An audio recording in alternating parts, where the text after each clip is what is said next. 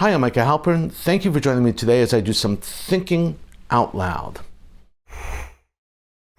Our first segment is called Background Briefing. The first thing I've been thinking about is the ethical dilemma of releasing terrorists. These terrorists murdered Jews and will most certainly murder Jews again. They're being released to and for the return of Israeli hostages kidnapped by Hamas and Islamic Jihad. The entire issue is heart-wrenching and deeply troubling. Redeeming hostages is one of the greatest deeds in Judaism. Actually, the Talmud and Maimonides, as well as many other rabbis, explain that ransoming captives is so critical that it is even more important than food and clothing. Some rabbis have said that you could even sell a Torah scroll to raise the ransom for money to redeem a captive. Today, Hamas is extorting the Jewish state. There is an unfortunate and long history of kidnapping Jews for ransom and extorting Jewish communities for excessive sums of money. Rabbi Meir of Rothenberg was one of the greatest Ashkenazi rabbis who ever lived, Rabbi Meir of Rothenberg. He was kidnapped and ransomed. Rabbi Meir was one of the Tosafot who commented on the Talmud, and he was a great liturgical poet who authored many of our high holiday prayers. He witnessed the public burning of the Talmud in Paris on June 17th, 1242, then ran away to Rothenberg, where he got his name. He is also called the Maharam, our teacher, our rabbi of Rothenberg. His actual name was Rabbi Meir ben Baruch, Rabbi Meir the son of Baruch. At one point in 1286, Rabbi Meir left Rothenberg for Israel. And while laying over, waiting for the rest of his travel party in the Lombardy Mountains, he was captured and then imprisoned on the 4th of Tammuz, equivalent to June 28th, 1286. Rabbi Meir was trying to escape Europe, was traveling with his wife, his daughters, and his sons-in-law. The Bishop of Basel was returning from a trip to Rome, and with him was a former Jew named Knepi, who recognized Rabbi Meir. Knepi told the bishop, who then told the lord of the city, Count Meinhard, who in turn delivered the rabbi to Emperor Rudolf I, who promptly threw Rabbi Meir in prison. Rabbi Meir remained in prison until he died 7 years later in 1293. While he was in prison, the emperor demanded an excessive sum for Rabbi Meir, 30,000 silver marks. One of his students, Rabbeinu Asher, raised 23,000 of those marks, but Rabbi Meir refused to be ransomed for fear that it would be an incentive for more kidnappings and higher ransoms and extortions. The Emperor Rudolf held the body of Rabbi Meir for 14 years after he died. Finally, a very wealthy benefactor from Worms, named Alexander ben Salom Whitman, also known as Alexander Susskind, paid the ransom, and Rabbi Meir's body was released and buried in the Jewish cemetery in Worms, the city of his birth. Alexander Susskind is buried right next to Rabbi Meir. Rabbi Meir's lesson was not at any price. But the lessons of Rabbi Meir were 728 years ago. Today is a different story. The return of hostages back home, witnessing their reunion with their families, is emotional. It was emotional for anyone who loves Israel. To witness Israeli mothers and fathers and their daughters embracing for the first time in 15 months, were hugs felt around the world. Over the years, Israel's principles on negotiating with terrorists have changed. Not too long ago, there was no negotiating with terrorists. Then the policy changed to only exchanging live for live, dead for dead. Then it changed to no one with blood on their hands. Then it changed to single-digit exchanges only. That changed to exorbitant numbers of terrorists with blood on their hands for one or a few Israelis, or even a single Israeli.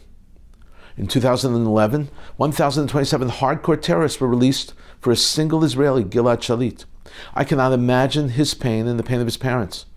I know that the country went through tremendous pain and then jubilation after he was finally transferred home to Israel.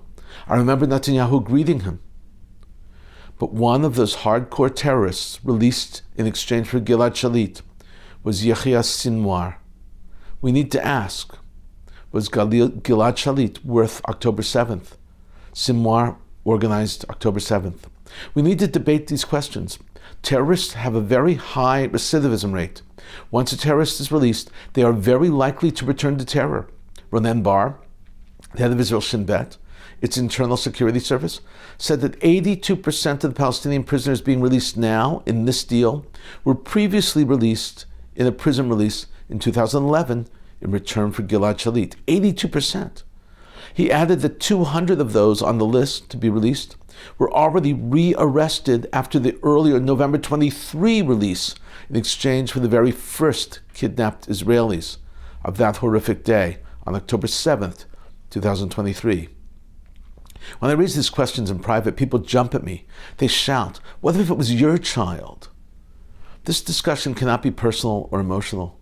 This discussion must focus on creating a policy that disincentivizes kidnapping and one that protects the citizens both at home and abroad. I cried tears of relief when I saw the family reunions. My fear is that history tells me that I will be crying more because there will be more kidnappings and the price will only be higher and higher. Coming up next, Points of View.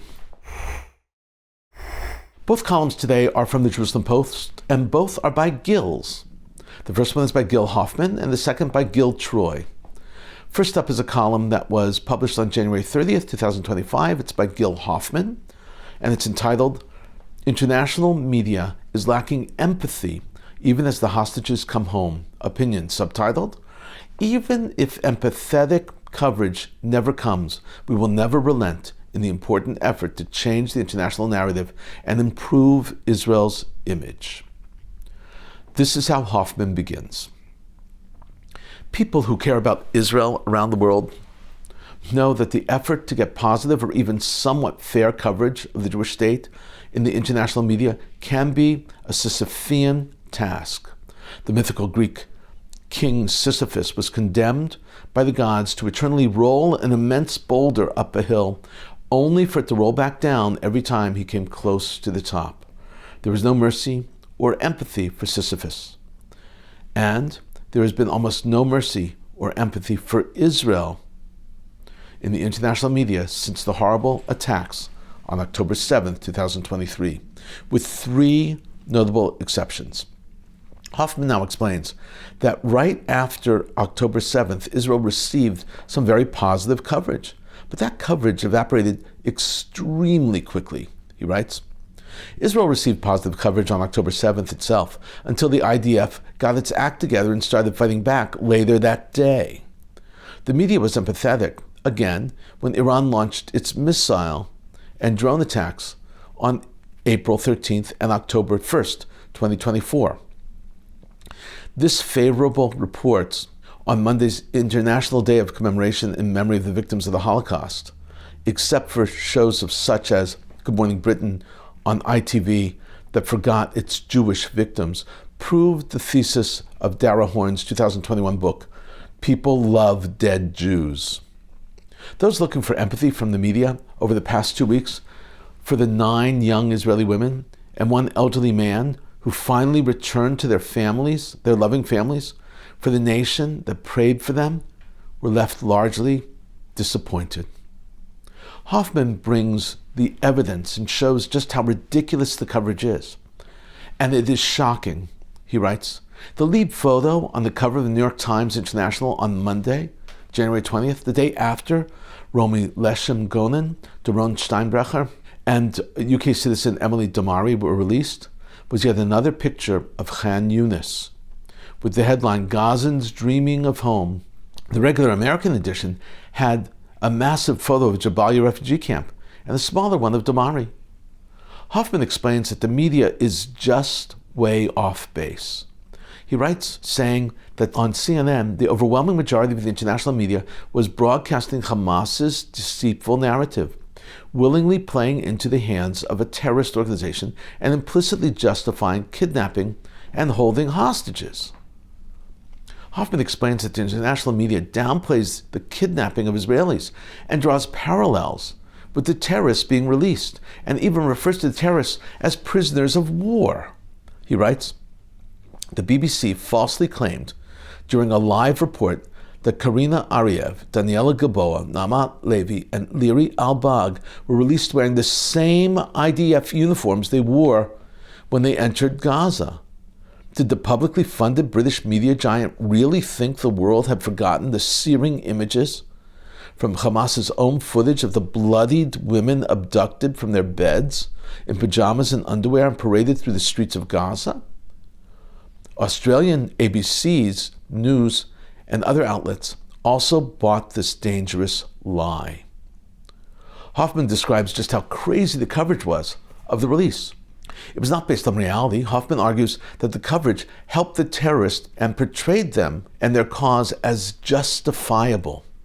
He writes, the 4 young women were forced to ascend a stage with a banner erected with surplus money that Gaza suddenly has, delivering Hamas's message of the victory of the oppressed people versus Nazi Zionism. Hamas's terrorists were wearing uniforms, clean and pressed, to make the world forget that they normally operate in plain clothes. By facilitating Hamas's sickening PR stunt, the world media gave legitimacy and humanized the terror organizations that will keep trying to murder as many Jews as possible. The rehabilitation of Hamas's image did not stop there. Hoffman now explains in great detail the shocking reality of the coverage. He writes, the vile murders released from Israel's prisons were treated sympathetically as victims of Israel. No one expected top international media outlets to call them terrorists, but the etymological flexibility was downright scary.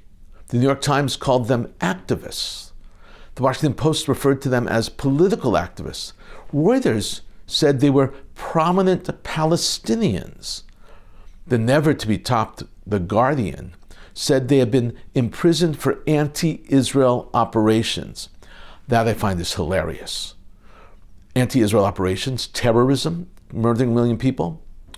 Hoffman describes that the media portrayed the female terrorists as loving mothers, not murderous terrorists, he writes. The media told stories of Palestinian prisoners embracing their children for the first time, without bothering to mention that they were in jail for multiple counts of murdering innocent Israeli civilians.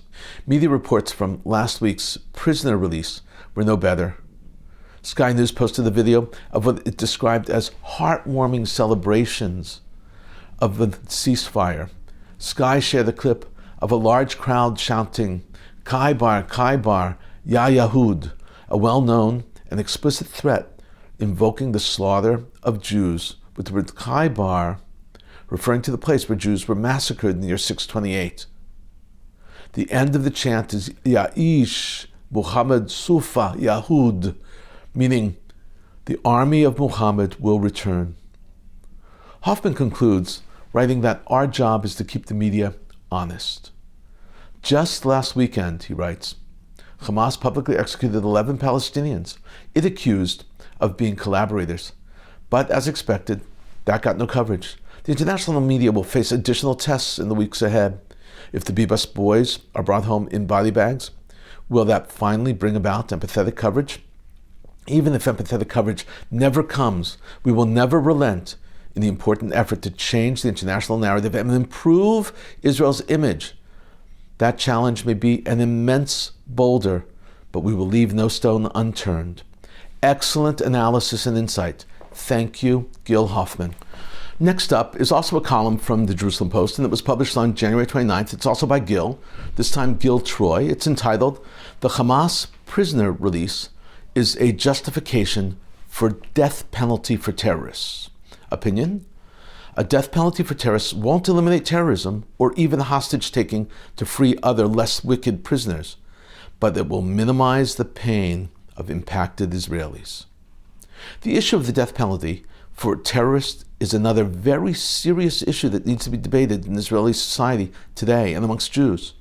Troy is raising it in his column. It's very important for us to discuss.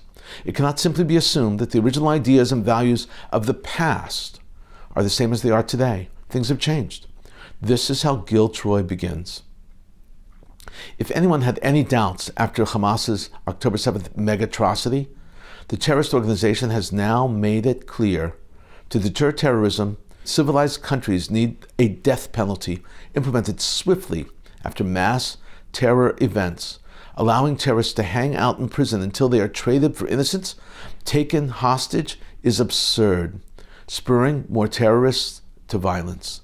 The Gaza ceasefire agreement has condemned Israelis to ride an emotional roller coaster for the next few weeks. First, Hamas releases some hostages, drip, drip, 3, 4 at a time. Israelis try looking past their drug-induced smiles, hoping to see the strength that sustained them, fearing a glimpse of the brutality Hamas systematically imposed on them for nearly 500 days. Troy continues to explain just how essential it is to distinguish between the cult of terrorism and death and the beauty and celebration of life called Israel. He writes, while delighting in the hostages' liberation, calling these strangers by their first names because we feel like family, everyone braces for the hangover. That includes the anguished cries of families whose relatives are not on this cruelly truncated list. Or yet another story about another terror victim whose life was cut short by a mass murdering evildoers Israel keeps releasing to free innocents. Its grotesque exchange, philosophers and propagandists can contrast Israelis' cult of life and the price Israel pays to free each holy hostage with Hamas's death cult, as they deify murderers of children, of students eating at Hebrew University's cafeteria, of a shopper going about his business on a sunny day. Still, people of conscience worldwide have to wonder, how can we prevent this spectacle, and are our leaders enabling it? When politicians say we don't negotiate with terrorists, it's as credible as debtors saying the check is in the mail. Most Western leaders don't just negotiate with terrorists, they facilitate the sick black market, whereby innocents kidnapped are considered suitable currency to liberate homicidal maniacs. Today's approaches doubly incentivize terrorists. They know that if they survive the attack, they face years in well-tended jails, bonding with like-minded buddies, and in Israel's case, they know they can spend those years suing its Supreme Court, demanding rights and indulgences for themselves that their tyrannical leaders don't grant others. Meanwhile, their presence in prison encourages future murderers to go violent, hoping to liberate these imprisoned comrades. Troy says, impose a quick death penalty to de-incentivize terror. He suggests that a quick death penalty would stem the tide of the surge of terror taking over the West. It won't eliminate it, but it will stem the tide. He writes, a special death penalty for terrorists imposed swiftly will help break the cycle. It won't eliminate terrorism or even hostage-taking to free other, less wicked prisoners. It will, however, minimize the pain Israelis are currently enduring. Perhaps next time, and there will be a next time, survivors won't be forced to watch the murderers of their loved ones go free and then brazenly celebrate their victory over human decency. But today's terrorism epidemic is so out of control that it requires extreme measures. The death penalty will deliver justice, restore some deterrence, and is a merciful move for those murdered and those unknowns who might be future targets if the terrorists roam free again. Giltroy concludes saying, all Western democracies, not just Israel, need to pass these laws to protect themselves from the terrorists, especially mass terror events. He writes, although Israel needs such legislation most acutely, other Western democracies should pass similar laws. The message to an Israel still reeling from October 7th's mass murders and thousands of attacks since would be, we've got your back. Terrorists command attention by preying on people of conscience while sowing confusion. Terrorism must be fought resolutely and with moral clarity. Well said, Giltroy. Well said. Thank you so very much. Coming up, commentary through cartoons, where pictures tell the story. I want to show you 5 cartoons today. First up is a biting cartoon entitled Special Relationship. It's a lampoon of Bibi and Trump. Fans of Star Wars will immediately recognize the image. Bibi is Jabba the Hutt, and Trump is Princess Leia. The cartoonist is saying that Bibi is controlling Trump. Next up is a cartoon which is entitled The Right of Return. The right of return is a central theme in Palestinian ethos. Palestinians want to return to their great-grandparents' homes, and they still have the keys. In this cartoon, the key is flying away with Palestinians on top of it. It's entitled The Right of Return, Palestine-Gaza Mass Deportations. It was published in London. This next cartoon portrays an exhausted dove of peace. In the desert, not much of an olive branch is left, and it's headed towards the ceasefire oasis. The artist is saying it's a tentative ceasefire. Who knows how long it will last? Next up is very simple. It's a house of cards, and the cartoon is entitled Israel-Hamas Ceasefire. Finally, Bibi is using a flamethrower instead of a water hose to burn Gaza during the ceasefire.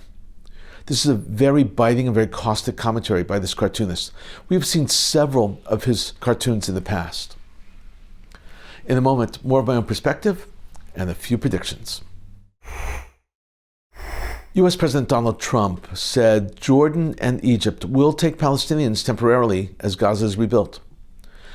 His comments came the day after Egypt's President Abdel Fattah al-Sisi and Jordan's King Abdullah II rejected any forced displacement of Gazans following the war between Hamas and Israel.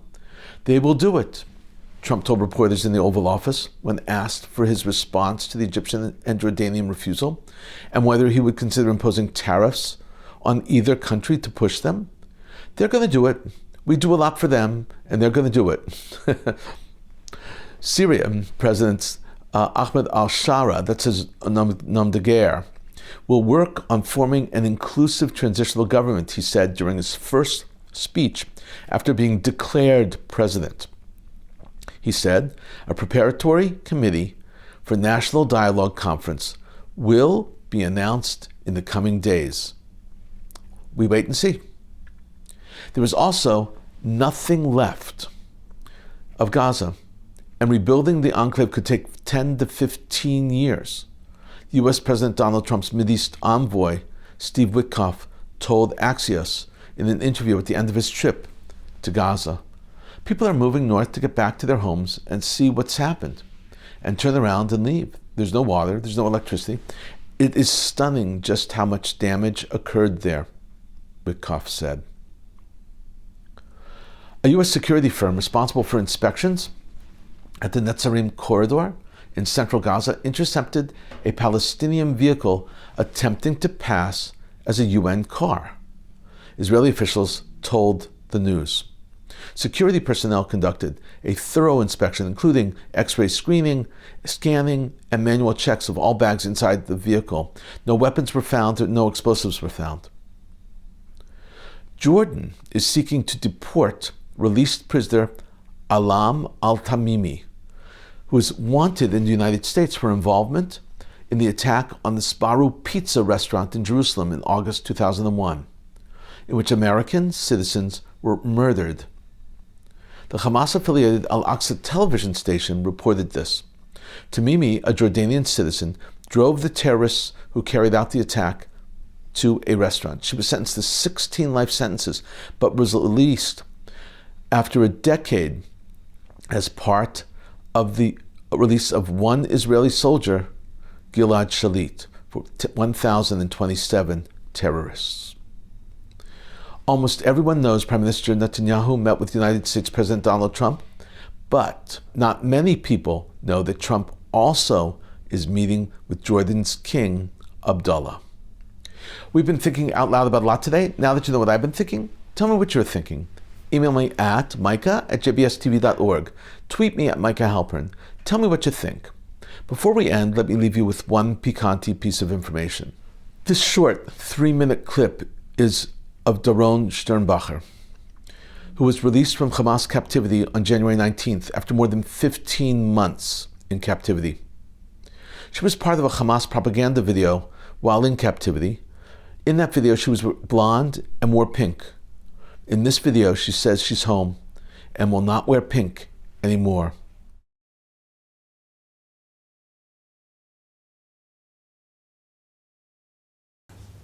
הפעם האחרונה שישבתי ככה עם מצלמה מכוונת אליי, זה היה בשבי. כל הדבר הזה שולח אותי אחורה לכל הסרטוני שבי שצילמתי ושראיתי. אבל הפעם אני יושבת בנוח על ספה, עם המשפחה שלי מסתכלת עליי במקום חמים ונעים. ועם כל כמה שזה לא פשוט, היה לי חשוב לצלם את הסרטון הזה ולהעביר את המסר שלי ואת הבקשה שלי ושיראו אותי, ואני בסדר, וזה ייקח זמן וזה עוד תהליך וזה לא נגמר בשבוע ובשבועיים, אבל אני פה בזכותכם ואני בסדר. תודה לכל האנשים שעטפו ותמכו את המשפחה שלי ועוטפים אותי עכשיו, אנשים שאפילו לא מכירים אותי. וחשוב לי להגיד גם תודה לכל החיילים ולכוחות הביטחון.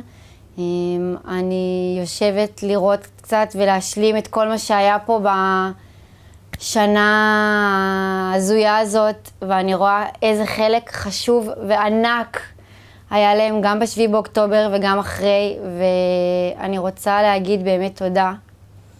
ולמשפחות שהיקירים שלהם עדיין נמצאים בשבי, אתם לא לבד, ואנחנו ממשיכים להיאבק בשבילכם. אנחנו נעשה הכל, אני אעשה הכל, עד שכולם יחזרו הביתה, ועד שתוכלו לסגור את המעגל, ואנחנו ביחד עד הסוף. בשנייה הראשונה שאני יכולה לצאת מפה, אני עם שלט ביד ואני שם. אני מבינה שכולם מכירים אותי מההקלטה הנוראית, תפסו אותי, או כבלונדינית שלובשת ורוד, בת 31 מכפר עזה, אבל אני כבר לא בלונדינית, ואני לא אלבש יותר ורוד. אני דורון, בת 31. אני כבר לא בשבי החמאס, ואני בבית שלי. אנחנו עם של גיבוריה.